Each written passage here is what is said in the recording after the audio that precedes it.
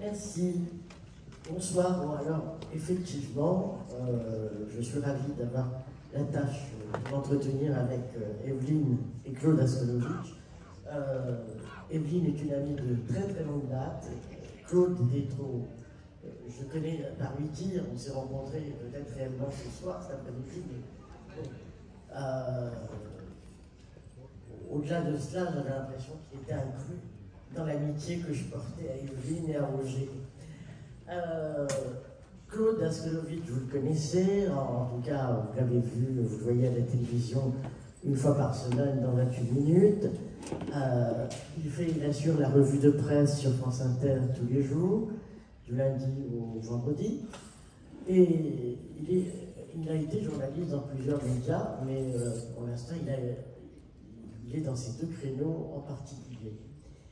Il a publié plusieurs ouvrages, et celui-ci est un ouvrage particulier, c'est-à-dire qu'il y a plusieurs de ses textes qui touchent un peu à l'autobiographie, mais celui-ci est très particulier puisque c'est un livre écrit à 4 mains et qui est écrit avec sa mère, Evelyne Askolovitch. Donc c'est quand même assez particulier, un lien très particulier. Et ce dialogue avec sa mère n'est pas toujours aisé parce qu'il s'agit justement de discours, de narration au sujet du souvenir, entre guillemets, au sujet de ce qui a été partagé ou ce qui a été non dit, pas partagé, et qui est l'histoire d'Evelyne. Evelyne est née en Hollande, elle était allemande. Non, tu n'as pas été allemande, jamais. Jamais, je suis née à Amsterdam. Oui. Et ta famille est d'origine. Je suis née à Patrick et je suis devenue hollandaise en novembre 1950. Mais je n'ai jamais été allemande. D'accord. En tout cas, voilà une chose que je dirais qui est importante, hein, parce qu'elle a de nombreuses réticences contre l'Allemagne, ce qu'on peut comprendre, l'Allemagne nazie. Donc, Evelyne est venue en France, d'abord, disons les choses comme elles sont. Ce qu'elle n'a jamais voulu révéler pendant longtemps, c'est qu'Evelyne a été déportée enfant, à l'âge de 4 ans. Alors, c'est une chose que je savais, entre guillemets, que tout le monde savait, mais en fait, on n'en parlait jamais. On se voyait quasiment tous les jours pendant une période, et jamais, il n'en a été question. Je le savais, elle savait que je le savais, mais je ne pouvais pas l'interroger parce qu'elle ne parlait pas. Elle ne disait rien. Et c'est très étonnant qu'à un certain moment, elle a eu besoin de transmettre. Et de transmettre non pas à ses plus proches, entre guillemets, mais de transmettre à des inconnus, à l'autre, à des enfants. Et peut-être qu'il y a une question de pudeur, très certainement. C'est beaucoup plus difficile de parler à ses intimes. Je pense. Hein, et qu'à travers ces témoignages, un petit peu, Claude et sa fille, qui est en Israël, ont découvert un petit peu ce qu'elle n'avait pas dit, ce qu'elle ne disait pas, pour n'embêter personne. Parce qu'il fallait surtout n'embêter personne. Alors, je voudrais qu'il nous parle de cette rencontre, de cette expérience commune autour de que vas-tu dire de ce que tu as vécu et que tu nous as tué.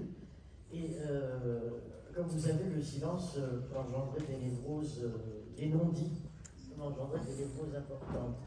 Alors, qui va commencer? Claude. Non, ça ne m'étonne pas. Ils sont dans le. Voilà, je ne t'aime moi non plus, c'est comme ça dans ce bouquin. Mais l'amour est bien là.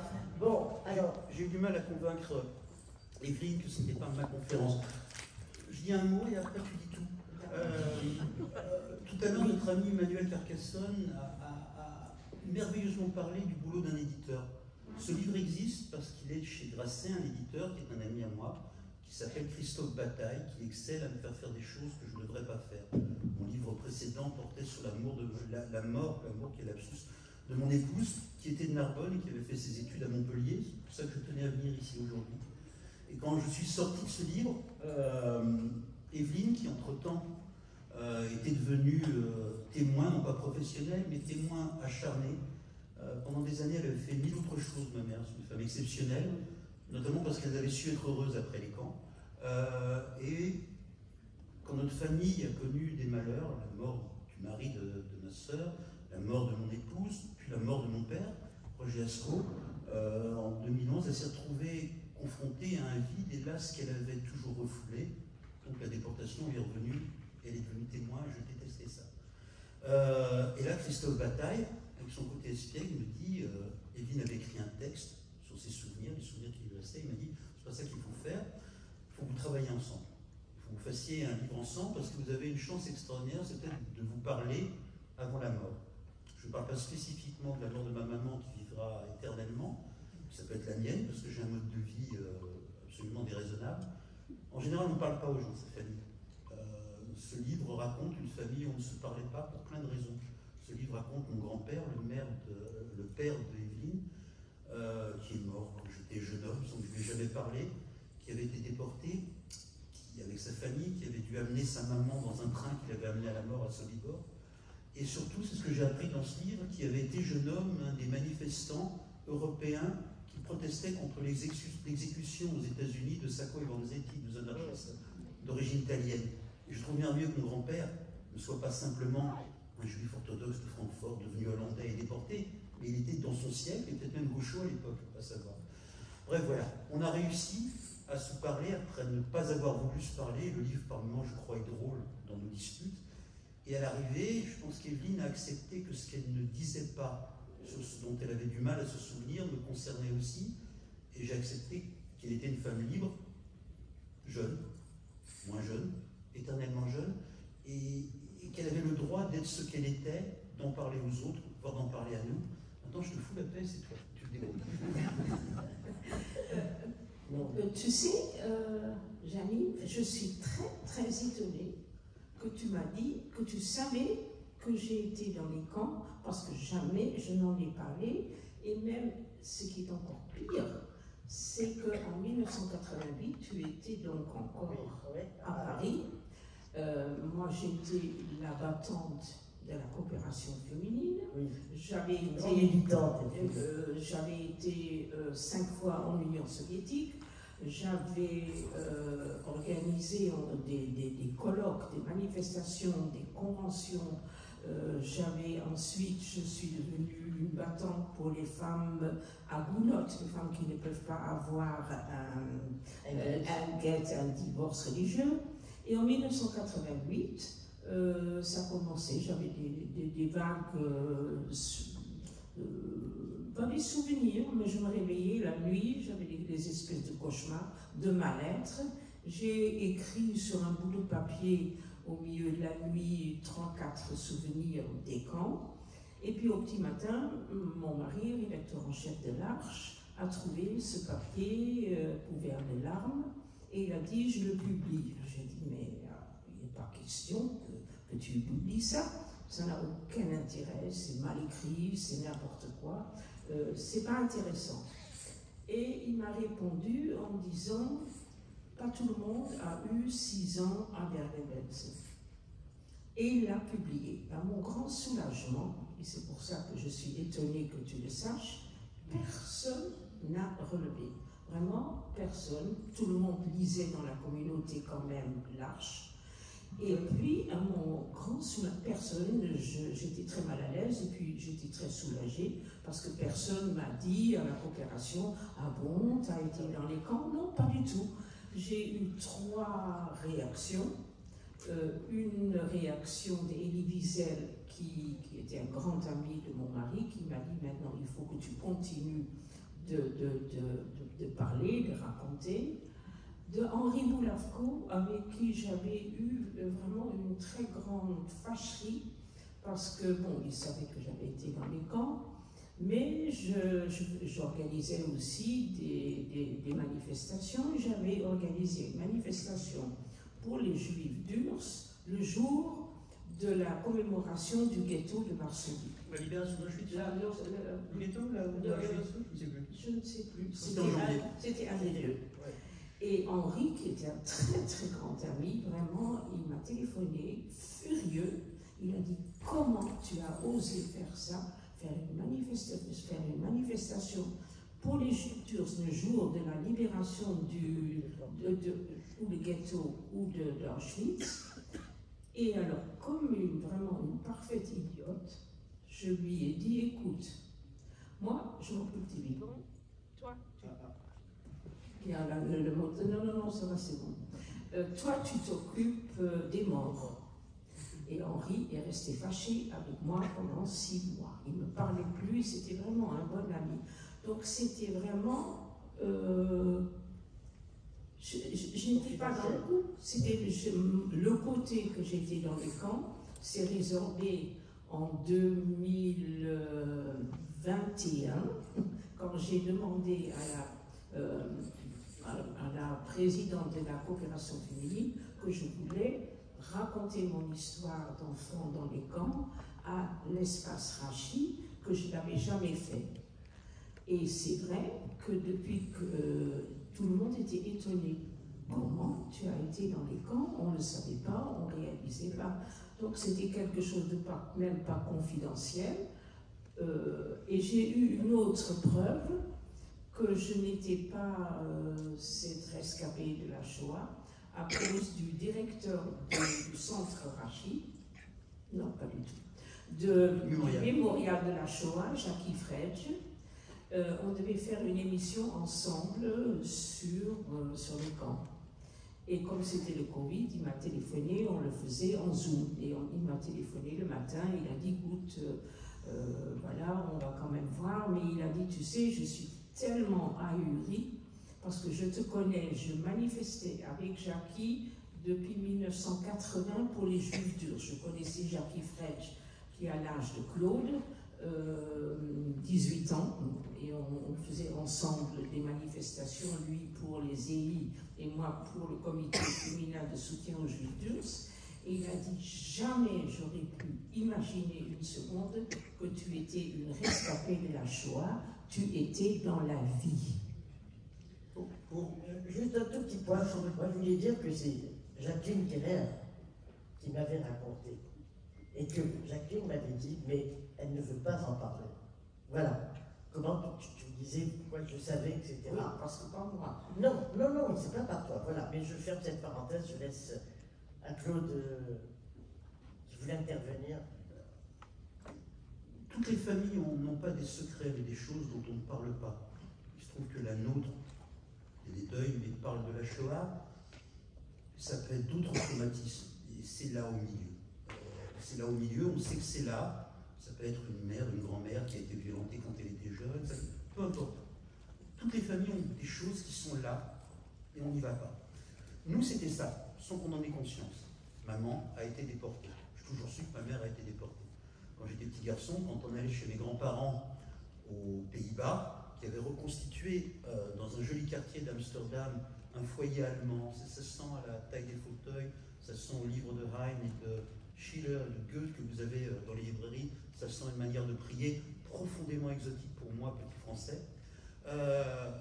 Donc quand j'allais chez mes grands-parents, je pouvais regarder très longtemps un vieil album photo, qui était l'album photo de la famille de ma maman, où il y avait une grande photo d'elle.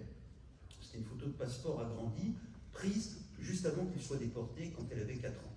Et je pouvais pleurer sur cette photo. Pourtant, on ne se parlait pas. Je ne posais pas de questions à ma grand-mère, qui pourtant s'était accaparée toute la mémoire de sa famille après avoir sauvé sa famille dans les camps, par sa force vitale incroyable. Je ne posais pas de questions. C'était là. Je lisais le journal d'Anne Frank, je lisais Le Choix de Sophie, qui n'est pas spécifiquement un livre juif. J'ai lu Primo Levi, j'ai lu Wiesel, j'ai lu Spiegelman. J'ai essayé de ne pas être Spiegelman en posant des questions à Mavladek, que j'aime. Et c'était là, on n'en parlait pas. Elle, folle alliée, adorable, géniale, d'une inquiétude que je mettais sur le compte du folklore des mères juives. Mais en réalité, ma mère était une personne qui avait été profondément traumatisée quand, à l'âge de 4 ans, elle s'était retrouvée déportée, séparée de ses parents, quand elle avait vu son père être battu et risquer de mourir, qui en avait gardé ad vitam aeternam, et encore aujourd'hui, une inquiétude, l'idée que le monde peut s'écrouler du jour au lendemain, mais pour autant ne mettez pas les mots dessus. Juste c'était là. Simplement, dans notre maison de campagne, dans la Beauce, quand elle entend un avion qui passe au-dessus de sa tête, elle se jette par terre, pas toujours, sinon ça deviendrait folklorique, comme dans un dessin animé, mais de temps en temps, parce qu'elle est certainement à Bergen-Belsen qui est en train d'être bombardée par l'aviation alliée. Simplement, quand elle va pour la première fois je crois en Israël, on lui fait un tour, une des premières fois, et elle visite près de Saint-Jean d'Acre la prison d'Atlitz où les Britanniques enfermaient les militants de l'indépendance juive de l'époque. Quand elle voit dans la cellule qui fut celle de Menachem Begin des lits superposés, elle se met à pleurer, elle tremble parce qu'elle est à Bergen-Belsen. Mais le reste du temps, elle avait fait le choix de vivre dans son petit corps, 2 petites filles dans les camps, Fürth où elle manque de mourir, Westerbork où elle éteint sa mémoire, Bergen-Belsen, et puis un camp de la Croix-Rouge d'où ma famille est sortie grâce à des faux papiers latino-américains. Mais par choix de vivre, elle laisse ça derrière elle. Après, raconte ce qu'est ton enfance quand tu reviens à Amsterdam. Raconte ton école, où tout le monde est rescapé. Nous sommes donc sortis du camp de rapatriement, le British Internees Camp, et on est revenu à Amsterdam. Je me rappelle qu'on est arrivé à Amsterdam, on a été dans une pension de famille, il y avait 3 cousins qui nous ont attendus, sinon il n'y avait pas de comité d'accueil du tout. Nous sommes revenus le 31 janvier 1946, et le souvenir que j'ai, c'est que toute la ville d'Amsterdam était pleine de drapeaux rouge, blanc, bleu, les drapeaux des Pays-Bas. Et moi, je croyais que les drapeaux étaient pour nous. Bienvenue de retour à Amsterdam. Et j'ai cru ça pendant 30 ans. Et un jour, j'en parle avec ma mère, et je dis quand même, c'était chouette. On nous a accueillis avec des drapeaux. Puis elle me dit, mais les drapeaux, c'était pas pour nous. Les drapeaux étaient pour l'anniversaire de la petite princesse Béatrix. Nous, on n'avait aucun drapeau, on n'avait pas de comité d'accueil, rien du tout. Mais ce que je voulais que tu racontes, c'est quand tu vas à l'école. Et donc, je suis allée d'abord, la toute petite communauté, parce qu'il n'y avait que 34 000 juifs qui sont revenus sur les 140 000 de juifs aux Pays-Bas. On est revenu, la petite communauté a décidé de faire une école juive. L'école juive s'appelait Rosh Pina, et moi j'étais dans une classe de CE2. On était 41 élèves, 41 petits garçons et filles. Tous, on avait été dans des camps ou cachés ou dans un ghetto. Personne dans cette classe de 41 élèves avait passé la guerre normalement. Et jamais, jamais, jamais on a parlé de ça. On était même très turbulents, et même à un point dans cette classe, j'ai la photo de classe que je vous montre partout, il y avait 5 élèves avec lesquels j'avais été dans les mêmes camps, surtout à Bergen-Belsen et dans le camp de rapatriement. Et personne n'a parlé de ça, et il y a eu un souvenir qui veut dire à tel point que ma maman est décédée en mars 2019. À l'âge de 104 ans. À l'âge de 104 ans, et on a encore fait la Shiva, les 7 jours de deuil, dans sa maison. Et les gens d'Amsterdam sont venus nous voir. Et puis on sonne à la porte, et j'ouvre la porte, et il y a un monsieur devant moi. Et je dis bonjour, vous êtes qui? Et il me dit, je suis Joop Ascher. Puis je le regarde, je dis, tu es le petit Joop Ascher de la photo de classe? Et il a dit oui. Et puis il s'assoit à côté de moi et on parle ensemble. Et je lui dis, tu as été où dans les camps pendant la guerre? Et il me dit, j'ai été à Bergen-Belsen. Et je dis, mais moi aussi, j'ai été à Bergen-Belsen. Et il me répond, oui, mais toi, tu es revenu avec tes parents, et moi, je suis revenu sans parents. C'était à ce point-là que ce petit Joop Ascher n'avait pas de parents, il habitait chez une tante qui était désagréable. Mais pourquoi il habitait chez la tante?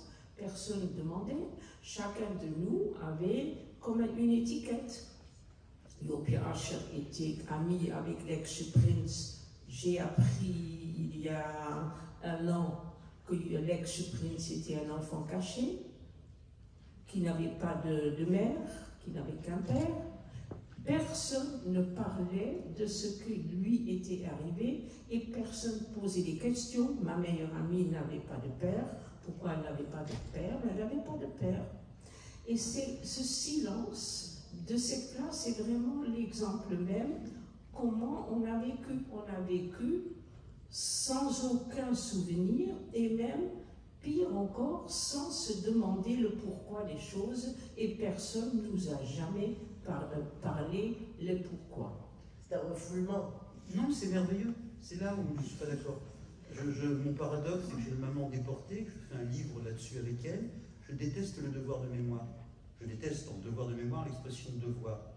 Je fais partie des gens qui considèrent qu'on a le droit de raconter comme on a le droit de ne pas raconter quand on est passé par là. Il ne viendrait à l'idée de personne d'aller voir des rescapés du génocide rwandais et de leur dire, écoute, ta famille a été massacrée à la machette devant toi, raconte, sinon on va oublier.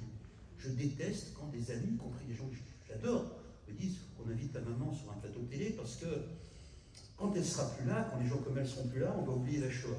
D'abord, non, lis des livres d'histoire, et ensuite, moi, le jour où maman est plus là, ce ne sera pas au nom de l'histoire que je risque éventuellement d'être malheureux, et vice-versa. Donc je ne suis pas du tout, personnellement, en tant qu'être humain, en tant que humoriste, dans cette obligation. Si Ginette Kolinka, qui est une femme merveilleuse, et que j'adore draguer quand elle est dans les mêmes manifs que ma maman, a envie de témoigner, génial. Le jour où ma maman a eu envie de témoigner, c'est parce qu'elle en avait un besoin intérieur, intime, parce qu'à un moment donné, dans un certain âge, elle avait besoin de se retrouver, de retrouver ce qu'elle avait été. Mais elle n'avait pas été que ça.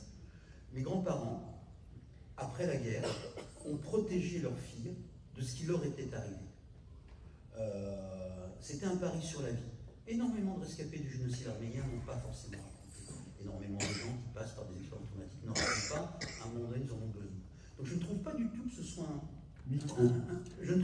ce soit un déni, un refoulement ou un vol de mémoire. Ce que ma maman a vécu et les autres petits-enfants, c'était la condition absolue pour pouvoir vivre.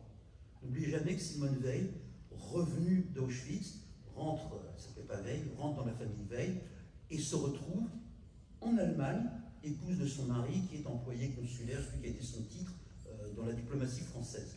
Quand je dis ça, ça paraissait inimaginable. En réalité, non, c'était la vie.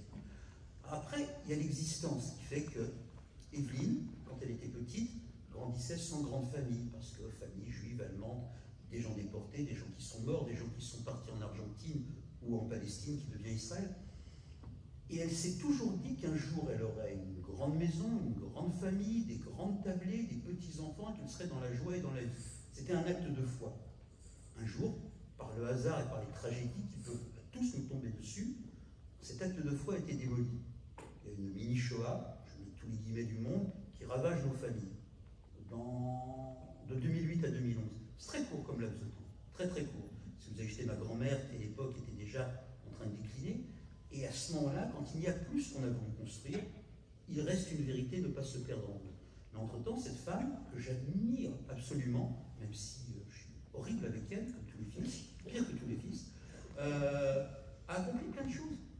Elle a été joyeuse, elle a fait une famille, elle militait pas seulement pour les juifs durs, elle a emmerdé des rabbins rétrogrades qui ne voulaient pas donner de certificat de divorce à des femmes juives mariées religieusement que les maris prenaient en otage, qu'on appelle les agonotes. Il y a beaucoup de femmes qui sont libres de nouveau, qui lui doivent un peu quelque chose.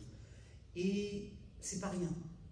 Et donc, quand j'étais réticent, quand ma mère s'est mise à témoigner, il y a 6-7 ans, j'avais l'impression qu'elle balançait tout ce qu'elle avait été, qui n'était pas moins estimable.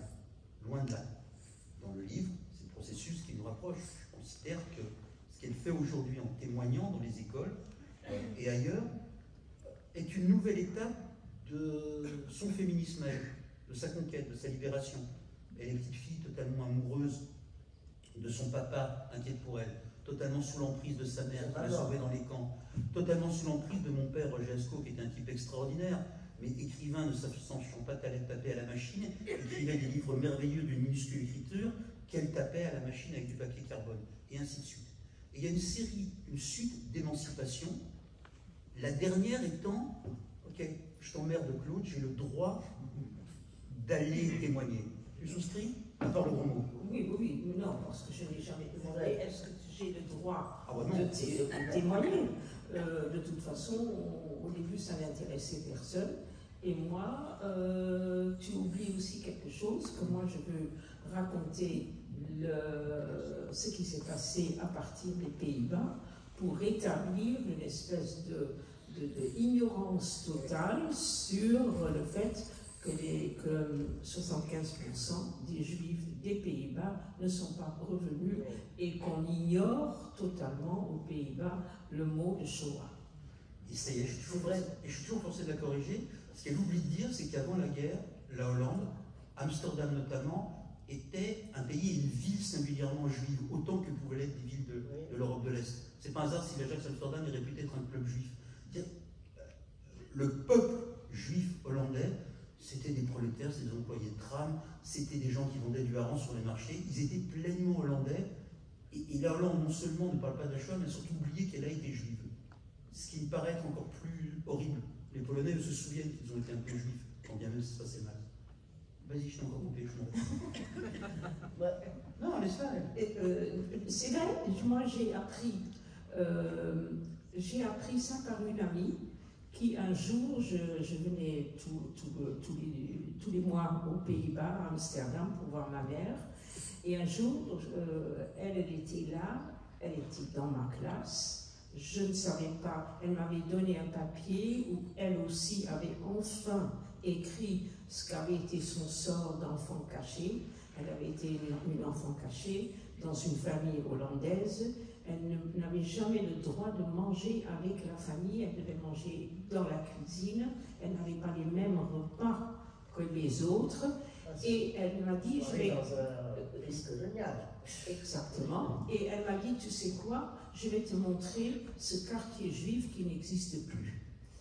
Parce que les Pays-Bas, moi, ma famille, ils ne se fréquentaient qu'avec des anciens juifs allemands. Bien que, je fais une parenthèse, on ne m'a jamais parlé en allemand. Quand mes parents sont venus d'Allemagne aux Pays-Bas, ma mère a décrété tout de suite, quand on vit dans un pays, il faut apprendre la langue. Elle a appris le hollandais et on ne m'a jamais parlé en allemand. On m'a tout de suite ma langue maternelle et le hollandais. Et cette école où j'étais, il y avait même là, il y avait comme des espèces de petites castes. Et ma copine qui était là, son père avant-guerre et après-guerre était épicier. Et il avait une boutique dans le quartier juif d'Amsterdam, d'épicerie. Et elle m'a emmenée, et c'était une rue où il n'y a plus rien. Elle m'a dit, tu vois là, c'était un bâtiment, n'importe quoi, c'était l'épicerie de mon père. Et là, c'était le crémier. Et là, c'était le boulanger. Il ne reste de ce côté, ce que Claude dit, le Amsterdam juif, il ne reste rien. Il ne reste strictement rien. Et ce qui est encore pire, c'est qu'on a aplati le vrai quartier juif, on l'a aplati, comme le ghetto de Varsovie. On a mis une plaque de béton dessus et on a érigé l'opéra d'Amsterdam, Stopéra. Et donc, cette ville d'Amsterdam, et c'est de ça que je parle, il ne reste rien de juif. Et les enfants aux Pays-Bas n'apprennent pas la Shoah, ils n'apprennent rien. Ce n'est pas dans le programme. Il y a un projet, le mur des noms, Monument, qui a été érigé pour le 75e anniversaire de la fin de la guerre par le roi et par le Premier ministre. Et le roi s'est excusé que son arrière-grand-mère et ses grands-parents se sont tellement mal comportés et pendant la guerre et après la guerre avec les Juifs. Le Premier ministre s'est excusé et celui d'avant n'avait pas pu le faire. Il a dit « j'ai pas assez de preuves ». Et donc, ça fait partie également des témoignages que je fais et que je répète inlassablement qu'aux Pays-Bas, on ignore totalement aujourd'hui la Shoah. je vais maintenant, pardon, juste que vous voyez comment les mémoires se fabriquent. Vous êtes dans une classe vous allez venir dans l'école de mes enfants, une classe de CM2 à Paris ou à Neulémine, peu importe. Il y a une vieille dame déportée qui vient parler à des gosses français de ce qui est arrivé aux Juifs des Pays-Bas pendant la guerre. Ça ne les concerne en rien, directement, et en même temps, c'est une raison profonde, impérieuse, qu'a ma maman de parler. Parce que quand elle a grandi, elle ne connaissait pas l'histoire de son propre pays. Il n'y a pas eu le travail qui a été fait sur la mémoire, sur le passé, sur Vichy en France. Disons qu'on en est encore, on est longtemps resté aux Pays-Bas, dans l'état dans lequel était la France au début du gaullisme, jusqu'à ce qu'il y ait le travail de Harry C. Séduit et le travail de Paxton sur ce qu'avait été Pétain. C'est un truc fascinant. Et c'est un truc fascinant parce que je regardais ma mère témoigner. Pourquoi est-ce que tu témoignes? Pour toi, bien sûr. Et maintenant, c'est pour parler de la Hollande. Simplement pour le dire, mais pas chez les Hollandais, chez nous. Il y a deux témoignages, après, pardon, qui font que Kevin, en dehors du fait que c'est ma maman, est très précieuse à mes yeux. Un témoignage auquel j'ai assisté, qui était dans une prison près de Saint-Étienne, où elle racontait son histoire, et des prisonniers, des types durs, évidemment, la regardaient et trouvaient de la force, parce que cette petite bonne femme, octogénaire déjà, s'en était sortie, eh bien eux se sortiraient de l'enfermement. L'autre témoignage, et j'en parle délibérément, étant donné les temps que nous vivons, le deuxième témoignage que Evelyne a réalisé, quand elle a décidé d'aller devant des gens, a eu lieu à Lille, dans un lycée qui s'appelle Averroès, qui est un lycée musulman. À Lille, de fausses et maintenant mauvaise réputation, dont on l'aimait bien, où l'accueil a été extraordinaire. C'est moi qui l'avais branché là-dessus, entre autres Marotte et Dada. Je fais partie des gens qui pensent que la France ne se comporte pas bien dans son discours vis-à-vis de nos concitoyens et voisins musulmans. Donc je connaissais pas mal de gens. Et peu de gens on va dire de notre communauté, de son origine, de son parcours, ont fait l'effort d'aller devant ces gosses-là, des filles qui étaient voilées, d'autres qui n'étaient pas. Ça s'est passé merveilleusement. J'admire beaucoup ma maman de sortir parfois de ces zones de confort, de la facilité. Je l'admire énormément quand elle est en Israël de manifester avec ma sœur, le drapeau israélien autour d'elle contre Netanyahou. Et nous tremblons, elle et moi, toute la famille, pour ma sœur qui est israélienne. Il y a une suite avec Averroès. Vas-y. Après le 7 octobre, le massacre dans le sud d'Israël, j'ai la marotte aussi d'être beaucoup sur Facebook, ce qui énerve beaucoup mon fils, mais enfin, j'ai le droit d'aimer Facebook. Et j'écris donc beaucoup, et j'avais écrit sur l'horreur qui s'est passée le 7 octobre. Et un des enseignants où j'avais donc témoigné à Averroès m'a liké et il a dit « Vous avez raison, c'était horrible. » Musulman, complètement musulman. Et sur un message privé, je l'ai remercié. J'ai dit « Écoutez, je suis contente que vous ayez réagi parce que par les temps qui courent, il faut absolument que nous maintenons des liens parce qu'on ne peut pas exporter les problèmes entre Palestiniens et Israéliens en France. » Il m'a répondu 1 heure après. Il a dit « Vous avez raison, on va maintenir un dialogue et je vous demande, dès que vous avez le temps, de revenir témoigner de la Shoah dans mon lycée. » Ça fait partie également et on je trouve qu'il ne faut pas rester dans son petit carré et penser que tout le monde est méchant. Merci beaucoup, Evelyne. Merci, Claude. On pourrait rester des heures. Ah oui,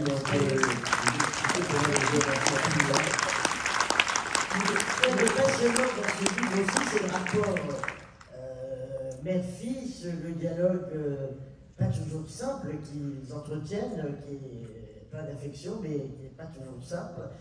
Et ce travail aussi de la mémoire qu'il a, qui accouche tout d'un coup, qui affleure comme extirpé un petit peu parfois.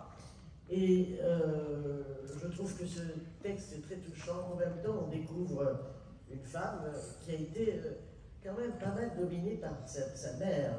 Au mythe, hein. C'est une personnalité certainement exceptionnelle, mais c'est quelqu'un qui devait quand même monopoliser beaucoup de choses, hein, ou terroriser peut-être d'une certaine façon inconsciente. Non, je ne me rendais pas compte, mais je sais qu'elle s'est appropriée la Shoah, parce qu'il y avait également le fait que la génération de ma génération, les parents pensaient honnêtement que les enfants n'étaient pas concernés, n'étaient pas brimés, n'étaient pas traumatisés, puisqu'ils avaient été petits.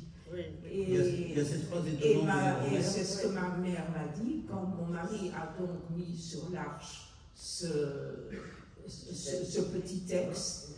Ma mère m'a téléphoné parce qu'elle recevait l'arche et elle m'a dit « C'est drôle que tu as écrit ça, je ne croyais pas que tu étais concerné. » Et en même temps, ça m'a beaucoup soulagée, je n'étais pas concernée, je n'avais donc pas besoin de me rappeler, de me souvenir et d'en parler, je n'étais pas concernée. En tout cas, si vous voulez en savoir davantage, bien entendu, vous avez le livre à votre disposition, il est sur le stand de la Cavale et Claude et Evelyne pourront vous signer la dédicace. Est-ce qu'on peut prendre une ou deux questions au plus? Si vous souhaitez une petite précision. Ah, il y en a une là. Je vois. Peut-être qu'on était explicite. Bonjour.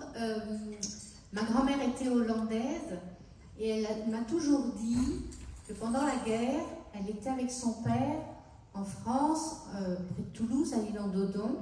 Et elle disait qu'elle était sujet protégé de la majesté de la reine de Hollande, et même qu'elle percevait une rente. Et c'est pas du tout ce que vous avez dit tout à l'heure. Après la guerre, elle recevait une rente? Non, non, pendant la guerre. Étonnant. Alors, ça c'est ce qu'elle me disait. Moi, je n'ai pas vérifié du tout. Hein, mais voilà, c'est pas du tout le discours que vous teniez tout à l'heure. Donc, il faudrait peut-être que je me renseigne.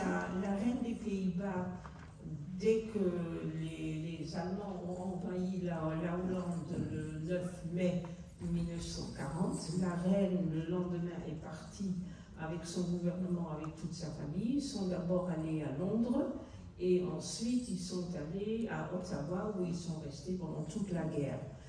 Et il y a eu une espèce de aura que la reine des Pays-Bas, elle n'est pas restée comme le roi des Belges, elle n'a pas voulu collaborer, sauf que dans les années 80, une journaliste hollandaise a visionné les discours que la reine avait fait à son peuple de Ottawa. Elle faisait une lettre, elle lisait un message une fois par semaine. Et il y a eu comme ça des centaines de messages qu'elle a visionnés. Et sur ces centaines de messages, il y a eu un message avec une phrase dans laquelle elle a dit, et je pense à mes citoyens juifs. Une seule phrase sur à peu près 1000 messages. Elle n'a rien protégé. Juste en contrepartie, il y a à un moment donné une grève générale à Amsterdam, lancée par les réseaux du Parti communiste. Beaucoup de résistants hollandais mourront. Amsterdam est considéré, je crois, par Yad Vashem comme une ville de juste, comme le Chambon-sur-Lignon. Tout est ambivalent dans cette histoire. Mais le vrai moteur de ce qu'elle raconte, maintenant, il faut vous imaginer ça, c'est de grandir dans un pays croyant qu'il est quelque chose alors qu'il ne l'était pas. C'est de grandir petite juive religieuse à Amsterdam, au milieu de quelques centaines de survivants, sans savoir qu'il y avait des milliers, des dizaines de milliers de juifs dans cette ville au moment de votre naissance. Encore une fois, un juif polonais qui grandit à Varsovie après-guerre, en dépit de l'antisémitisme qui renaît, sait qu'il y a eu des gens qui ont vécu et qui ont été massacrés, sait la vie qui a existé et la soustraction. Evelyne et ses petits copains grandissent dans une ville qui était la leur aussi, je mets tous les guillemets du monde, mais sans le savoir. Cette négation de ce qui a été, qui est absolument atroce. Une question derrière, Oui, d'abord, M. Askolovitch, merci pour vos rubriques quotidiennes. Notre revue de presse, on aimerait vous entendre plus longuement, plus souvent. Je passe mon temps à lire Aléa Salamé. Madame Evelyne Askolovitch, je me pose la question depuis fort longtemps, moi-même je suis un petit-fils de déporté, d'où vient cette énergie, au-delà du désir de revanche sur la vie? D'où vient cette énergie de tous ces juifs d'après-guerre qui ont survécu, qui ont lutté, qui ont fait beaucoup de choses en France et ailleurs? Cette force intérieure, je me pose la question d'où elle vient. Merci. Donc vous êtes une envie de vivre, et mon père ne l'avait pas, mais enfin il a vécu, et on a, ou bien il y a des gens qui se sont suicidés, mais je sais que dans les camps personne ne s'est suicidé, et puis il y a eu la volonté de recommencer. Ce que dit ma maman sur son père, Jacob Sulva, celui qui manifestait pour Sacco et Vanzetti, de manière générale, le fait de vivre après un traumatisme, qui peut être intime, je suis passé par là, qui peut être historique, pas trop de différence, est une chose en soi. J'ai découvert mon grand-père à travers le livre qu'on fait avec ma maman, par petites touches, comme quelqu'un que ma mère m'a toujours décrit comme étant quelqu'un qui était détruit après la guerre. Joyeux avant-guerre, sportif, beau, danseur, etc. Pendant la guerre, il amène sa maman dans un camp qui s'appelle Westerbork, qui était transirlandais, un train qui l'emmène à la mort à Sobibor, ne se le pardonnera jamais. Elle n'avait pas de faux papiers latino-américains. Mais en même temps, moi qui suis passé par des catastrophes personnelles, j'admire profondément mon grand-père quand il suppliait les gens de sa famille de les aider à venir aux États-Unis. Parce qu'il n'y a pas d'honneur dans ces cas-là pour la survie. Il n'y avait pas l'énergie, suppliait. Merveilleux de le faire. J'admire énormément mon grand-père qui, dans le camp de la Croix-Rouge, où vous avez été recueillis, parce que grâce à leurs faux papiers, écrivait une très longue lettre à ceux de sa famille qui étaient soit aux États-Unis, soit dans le futur État d'Israël, soit en Argentine, pour raconter comment ils allaient. Et chaque mot de cette lettre, on publie dans le livre. En dessous, il y a marqué « Aidez-nous, faites-vous venir ». Ils ne répondront jamais, laisse tomber. Et j'admire absolument mon grand-père qui, allant rendre visite à une dame de sa famille, lui qui avait toujours été élevé dans la religion la plus orthodoxe, jouit littéralement d'un poulet au beurre avec sa fille, parce qu'enfin il avait ça après la guerre. Et j'admire absolument que ce même grand-père, type honnête, ait trafiqué des cigarettes récupérées dans le camp de transit pour aller acheter à Londres un vélo de Mark Raleigh à sa petite fille qui sortait des camps. Elle avait droit à son vélo. C'est pas toujours, vous voyez ce que je veux dire, des gens qui construisent. Faire ce qu'on peut, rassembler des morceaux d'épars et y arriver quand même est tout aussi admirable. Mais vous parlez, comme la plupart des gens, comme ma grand-mère, qui elle était une foutue battante et qui aurait voulu que son homme surfasse des muscles. Tous les gens ne fonctionnent pas comme ça. Vous voyez ce que je veux dire? Ce sont parfois des petits tailleurs un peu tristes comme dans les pièces de Grunberg, et c'est pas grave. En tout cas, on peut quand même dire notre admiration pour Evelyne. Totalement.